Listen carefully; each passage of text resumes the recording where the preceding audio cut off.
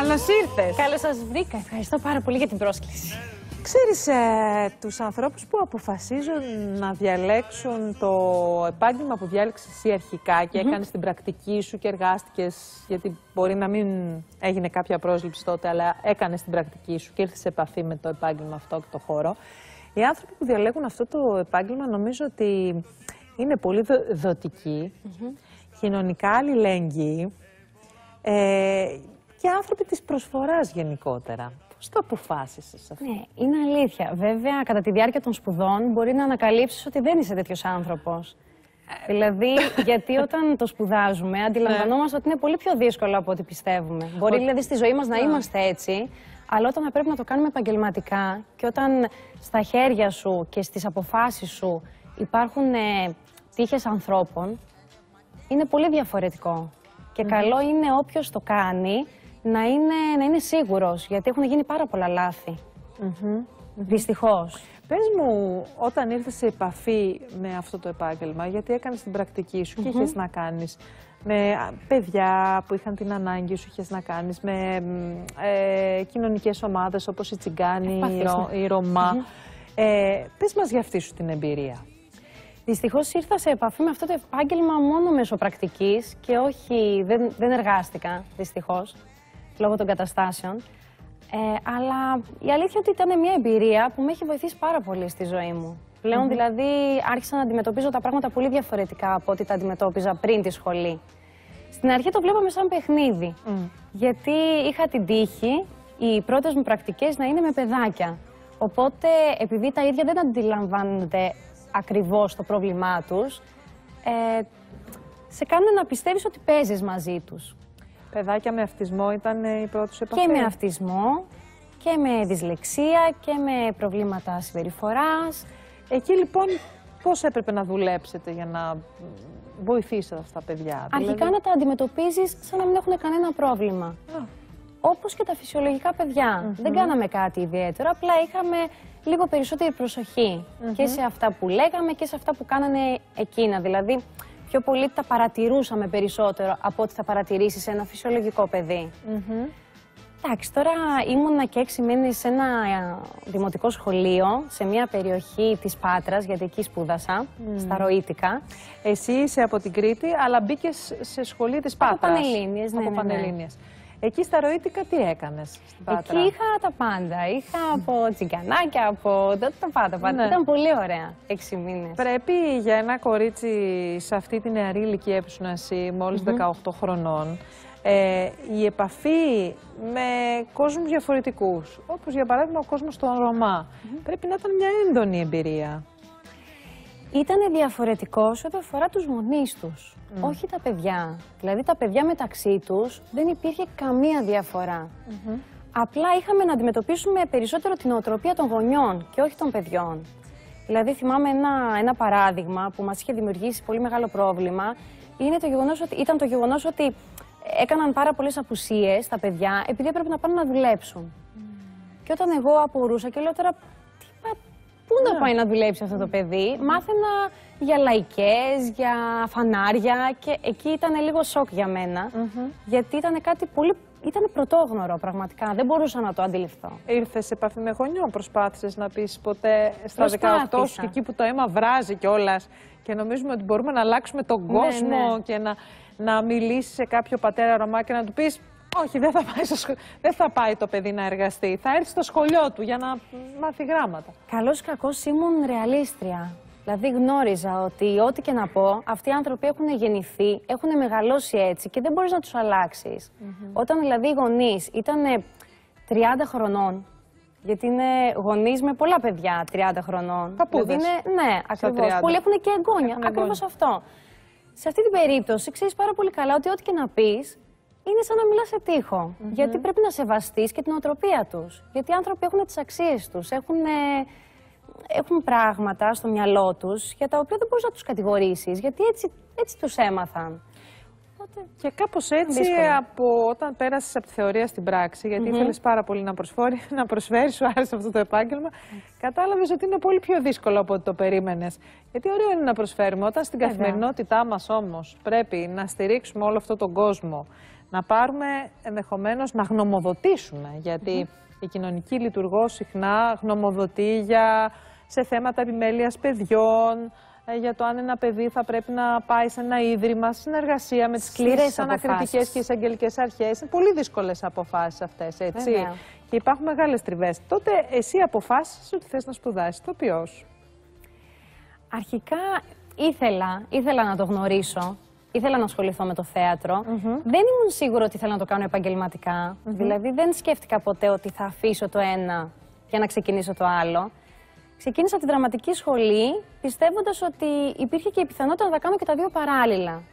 Δηλαδή να ασχοληθώ με το θέατρο ερασιτεχνικά και το βασικό μου επάγγελμα να είναι το άλλο. Αλλά είναι αυτό που λένε καμιά φορά ότι η ζωή διαλέγει για σένα. Έτσι. Οπότε... Πάμε να δούμε ένα βίντεο λοιπόν για την Κωνσταντίνα.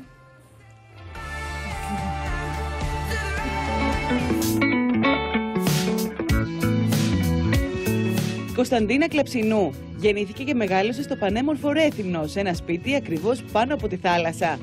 Μετά το τέλος του σχολείου έδωσε εξετάσεις και πέρασε στο τμήμα κοινωνικής εργασίας στην Πάτρα, όπου σπούδασε και πήρε πτυχίο κοινωνικής λειτουργού.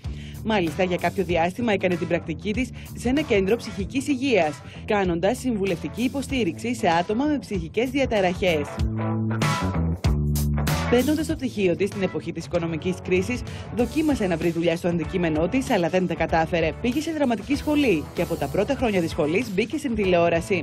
Έπαιξε σε σειρά του Μανούσου Μανουσάκη, αλλά ευρύτερα γνωστή στο τηλεοπτικό κοινό έγινε μέσα από τους Βασιλιάδες. Αργότερα πρωταγωνίστησε στα Κλεμμένα Όνειρα και μετά ακολούθησε ο πρωταγωνιστικός ρόλος στην Δικαίωση.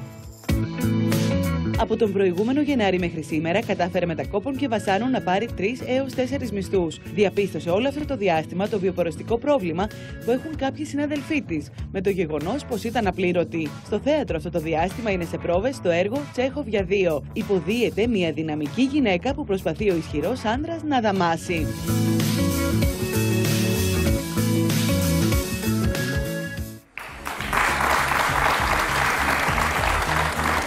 Θέλω να σου πω, Κωνσταντίνα, ότι βλέποντας όλες αυτές τις δουλειές που έχεις κάνει, λέω πότε πρόλαβε 23-24 χρονών κορίτσι.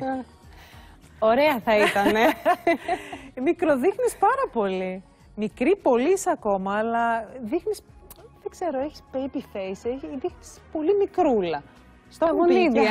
Ναι, μου το λένε συχνά. Και είναι κάτι που με ευχαριστεί. Εννοείται ότι είναι πολύ πάρα ωραίο. πολύ γι' αυτό. Βέβαια στο θέατρο κάνεις μια δυναμική γυναίκα. Τσέχοφ. Νατάλια Στεπάνοβα. Δεν κάνεις ένα κοριτσάκι ευαίσθητο πιπινάκι. Καθόλου. Κάνεις μια πολύ δυναμική γυναίκα στην παράσταση, στο Τσέχοφ για 2. Για μίλησέ μας γι' αυτό. Είναι 2 μονόπρακτα του Τσέχοφ. 2 μονόπρακτα που συνήθως τα συναντούμε στη σχολή. Είναι μονόπρακτα με τα οποία δίνουμε εξετάσεις. Ήθελα πάρα πολύ να τα κάνω, δεν παρουσιάζονται συχνά. Είναι η πρόταση γάμου και η αρκούδα. Εμείς τα έχουμε ενώσει και έχουμε κάνει Τσέχοφ για 2.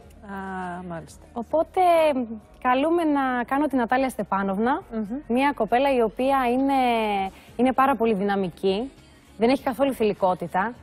Έχει χάσει τη μητέρα της, οπότε έχει αναλάβει όλες τις επιχειρήσεις, καθαρίζει στάβλους, τα άλογα, διευθύνει τους εργάτες, τα πάντα.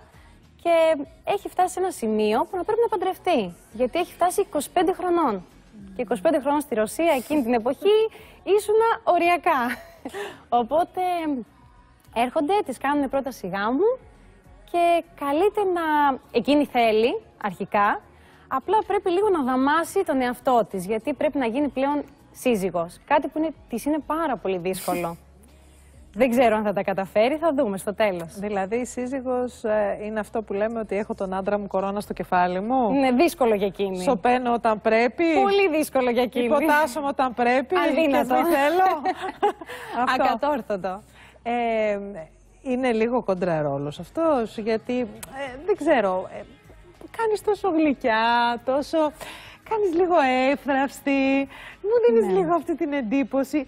Έχεις ένα κομμάτι μέσα σου τόσο δυναμικό που το βγάζεις προς τα έξω. Είναι κόντρα σε ό,τι αφορά τα βιώματα και τον τρόπο σκέψης και τρόπο ζωής. Δεν είναι κόντρα σε ό,τι αφορά το χαρακτήρα και συμπεριφορά. Όχι ιδιαίτερα, όχι. Δηλαδή. Δεν συμβιβάζομαι κι εγώ ιδιαίτερα. Και γι' αυτό το λόγο έχω κάνει πάρα πολλές αλλαγές στη ζωή μου, απότομες. Αλλαγές που κάποιοι άνθρωποι κοντά μου δεν τις περίμεναν με τίποτα από μένα. Αλλά είναι αυτό που ανέχεσαι, δίνεις την εντύπωση ότι είσαι πάρα πολύ ήπιον τόνων και ξαφνικά κάνεις την έκρηξη και συνειδητοποιεί ο άλλος ότι δεν σε γνωρίζει.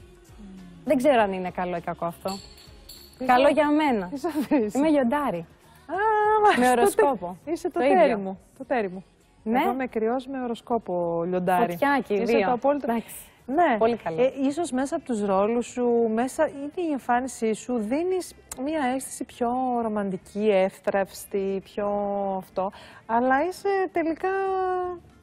Είσαι ζώρικη μέσα σου, δηλαδή σε δυναμικό πλάσμα και ασυμβίβαστο πλάσμα. Μέχρι στιγμής αυτό μου έχει ζητηθεί να κάνω. Ελπίζω στο θέατρο να δείξω και άλλα στοιχεία. Ναι. Ήταν κάτι, λες, που ήθελες πάρα πολλά χρόνια να παίξεις, μαζί με τον Αλέξανδρο τον Καλπακίδη και τον Δημήτρη τον Μαύρο είσαστε. Που υπογράφει και τη σκηνοθεσία Δημήτρης ο Μαύρος. Θέατρο, και θέλω να μου πεις σε ποιο θέατρο θα σας δούμε. Είμαστε στο μικρό Γκλώρια. Είναι ένας καινούριος χώρος, είναι πάνω από τον Γκλώρια. Δεν τον γνωρίζει πολύ ο κόσμος, οπότε πρέπει να το μάθει. κοινωνήσουμε. Ακριβώς. Ναι. Θα είμαστε Τετάρτη έως Κυριακή από αρχές Μαρτίου και ελπίζουμε να δώσουμε. Γιατί είναι μεν κωμικά τα μονόπρακτα, αλλά περνάνε πάρα πολλά μηνύματα. Και έχουμε αντιμετωπίσει πολλές δυσκολίες στις πρόβες, γιατί σεβόμαστε πάρα πολύ τον Τσέχοφ και τα κείμενά του. Και προσπαθούμε έτσι να είναι εμφανή και αυτά τα μηνύματα. Δεν είναι απλά να έρθει κάποιος, να περάσει καλά, να γελάσει και να φύγει και να μην του έχει μείνει κάτι. Οπότε προσπαθούμε να πετύχουμε κάτι τέτοιο. Θέλω να σε ρωτήσω τώρα, ως γυναίκα σκεπτόμενη, μορφωμένο κορίτσι που ζεις στην Ελλάδα του σήμερα, των δυσκολιών, της οικονομικής κρίσης, πώς βλέπεις τα πράγματα? Δηλαδή, είσαι αισιόδοξη ότι τα πράγματα θα πάνε καλύτερα? Παρακολουθείς τις πολιτικές εξελίξεις? Αυτή η σεναριολογία, υπάρχει και μια σεναριολογία πάλι για εκλογές, βγήκε ο κύριος Καμένος και είπε ότι θα ξαναπάμε σε εκλογές αν δεν μας δώσουν την ελάφρυνση του χρέους. Δηλαδή, ζούμε μια περίοδο δύσκολη, ζωφερή. Εσύ, ως γυναίκα, αλλά και ως καλλιτέχνης, πώς τη βιώνεις αυτή την περίοδο? Σίγουρα όχι ευχάριστα. Εντάξει, εγώ είμαι αισιόδοξη, αλλά πολλές φορές σε πιάνει λίγο ένα ξέσπασμα γιατί να συμβεί τώρα. Δηλαδή, εντάξει, ακούγεται εγωιστικό. Ναι, όχι σίγουρα. Καθόλου εγωιστικό.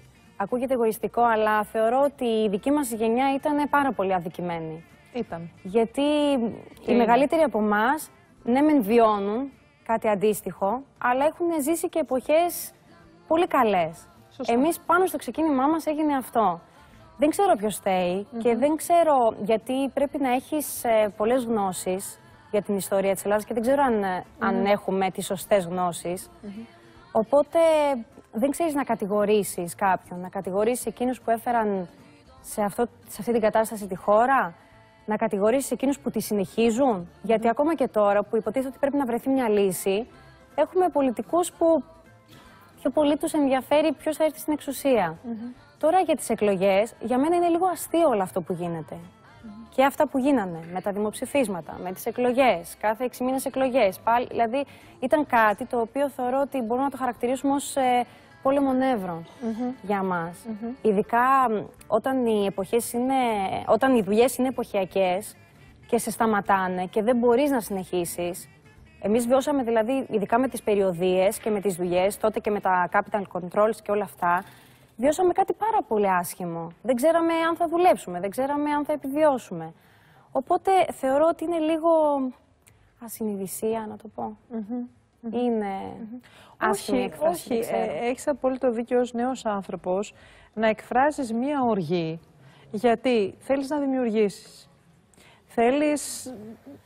Έχεις ένα πάθος για τη δουλειά σου, έχεις ανάγκη να δουλέψεις, να δώσεις και εσύ, όπως και εκατοντάδες χιλιάδες νέα παιδιά, τα οποία πολλά από αυτά είναι στην ανεργία ή έχουν κάνει εξαιρετικές σπουδές και δεν μπορούν να βρουν μια αντάξια θέση εργασίας, αντάξια των σπουδών τους. Και καταλαβαίνω και την οργή σου πιο συγκεκριμένα και στο δικό σου το χώρο, γιατί εσύ έχει συμμετάσχει σε εξαιρετικές τηλεοπτικές δουλειές. Οι προκάτοχοί σου, δηλαδή οι ηθοποιοί οι οποίοι συμμετείχαν τα προηγούμενα χρόνια σε αντίστοιχες καθημερινές σειρές, έκαναν περιουσίες. Αγόρασαν σπίτια, φτιάχτηκαν που λέμε. Τα νέα τα παιδιά, σαν την Κωνσταντίνα, μπορεί να έχουν κάνει πάρα πολύ καλές και πολλές δουλειές και όταν έρχεται η ώρα να χάσουν τη δουλειά τους το καλοκαίρι, να μην πάνε περιοδεία, να αγχώνονται πάρα πολύ για το σήμερα και το αύριο, δηλαδή για το πώς θα επιβιώσουν. Διότι τα κασέ, οι μισθοί δεν έχουν καμία σχέση με το παρελθόν. Κανένας από αυτούς που εργάζεται στη τηλεόραση δεν είναι όπως στο παρελθόν. Και αυτοί που έχουν εργαστεί στο παρελθόν έχουν κάνει μία περιουσία κάποιοι, φεύγαν λογικά ή έχουν ένα κομπόδεμα από το οποίο ενδεχομένως όταν τους λείπει κάτι συνεισφέρουν και τα καταφέρουν. Με τα νέα τα παιδιά όμως δεν σημαίνει το ίδιο. Και προφανώς αυτή την αγωνία αυτή τη στιγμή εκφράζεις, έτσι. Και εγώ θεωρώ τον εαυτό μου από τους τυχερούς, γιατί είχα δουλειές. Δηλαδή από την ώρα που μπήκα στη σχολή είχα δουλειές. Απλά υπάρχουν εξαιρετικοί ηθοποιοί, οι οποίοι δεν μπορούν, δεν τους δίνεται καμία δυνατότητα, γιατί δεν γίνονται πλέον δουλειές, δυστυχώς. Εσύ πληρώθηκες από τις σειρές που έκανες? Εντάξει, εμείς βιώνουμε την κατάσταση που τη βιώνουν όλοι σε αυτή τη χώρα. Να ρωτήσω μετά από πόσους μήνες πληρώνονται πια ηθοποιοί σε μια σειρά, σε ένα σύριαλ. Πόσοι μήνες περνούν για να πληρωθούν? Δεν υπάρχει συγκεκριμένο. Είναι ανάλογα τη συμφωνία που θα κάνει ο καθένας. Σίγουρα όχι με την έναρξη των γυρισμάτων. Δηλαδή μπορεί να περάσουν και 10 μήνες για να πληρωθείτε? Αναλόγως. Το κανάλι, την εταιρεία παραγωγής. Και πώς ζει ένας ηθοποιός αυτούς τους 10 μήνες όταν δεν έχει άλλους πόρους? Τι κάνει? Ή από προηγούμενες δουλειές ή παράλληλες δουλειές. Δεν ξέρετε, είναι δύσκολα τα πράγματα.